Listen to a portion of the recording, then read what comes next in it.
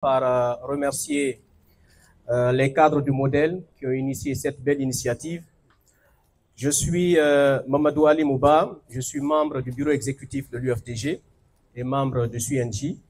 Donc je viens au nom de l'Union des forces démocratiques de Guinée, accompagné de certains collègues, pour exprimer notre solidarité face à cette épreuve que traverse M. Aliouba, à certains de nos cadres également qui sont détenus, à M. Fonike Mengue, à M. Biloba, qui ont tous disparu depuis maintenant des mois, à M.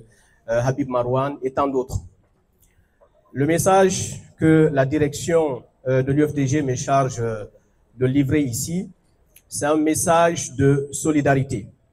Vous savez, l'Union des forces démocratiques de Guinée est, je dirais, l'un des partis qui a le plus souffert des revers des systèmes qui gouvernent de manière autoritaire. Nous avons perdu des centaines de militants ont été tués, des centaines ont été détenus. On ne peut pas expliquer toutes les pertes que l'Union des forces démocratiques de Guinée a perdues jusque-là.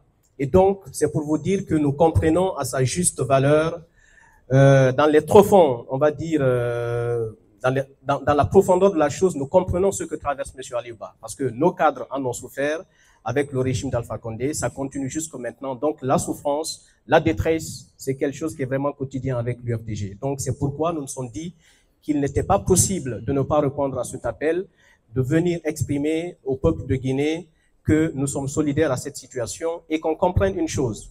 Si vous voyez que l'Union des forces démocratiques de Guinée mène ce combat avec ardeur, avec tous les coups bas que nous connaissons, c'est parce que certains d'entre nous n'étaient pas nés à l'indépendance. Mais c'est sûr que lorsque nous avons décidé en 1958 d'accéder à l'indépendance, c'est parce que nous avions pensé que lorsque nous aurons la liberté de nous organiser nous-mêmes, que les droits les plus élémentaires qui ont été défendus par les premiers philosophes de la liberté, à savoir avoir droit à la vie, avoir droit à la parole, la liberté d'expression, la liberté de critiquer.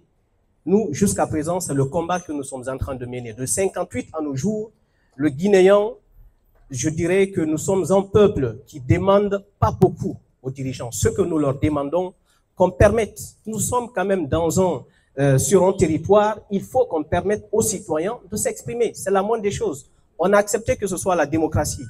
Mais si on ne permet pas aux gens de dénoncer, parce que nous sommes des libéraux. Vous prenez M. Aliouba, c'est quelqu'un que j'ai connu personnellement dans le monde universitaire. C'est un libéral dans la tête. On n'est pas du tout partisan de la violence. Donc, la seule arme que nous détenons et qui est tout à fait constitutionnalisée, c'est la possibilité de prendre la parole, de s'exprimer, de dénoncer de manière démocratique. Et je pense que nous avons tous suivi ce que M. Aliouba faisait ces derniers temps. Il ne faisait que dénoncer ce que nous connaissons tous. Il ne faisait que porter au plus haut niveau ce que certains d'entre nous connaissent.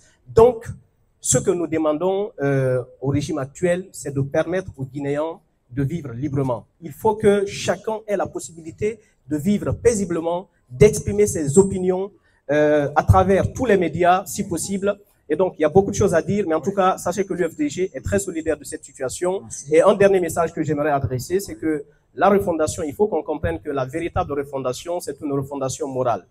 Les leçons que le régime actuel pourrait laisser, la leçon de la justice, droit à la justice, l'intégrité, la solidarité, ces valeurs sont plus que tous les milliers de routes qu'on pourrait construire parce que avec ces libertés, on pourrait avoir beaucoup plus. Donc, nous sommes solidaires à cette situation. Nous espérons que, avec l'appel, que M. Aliouba soit rétabli dans ses droits.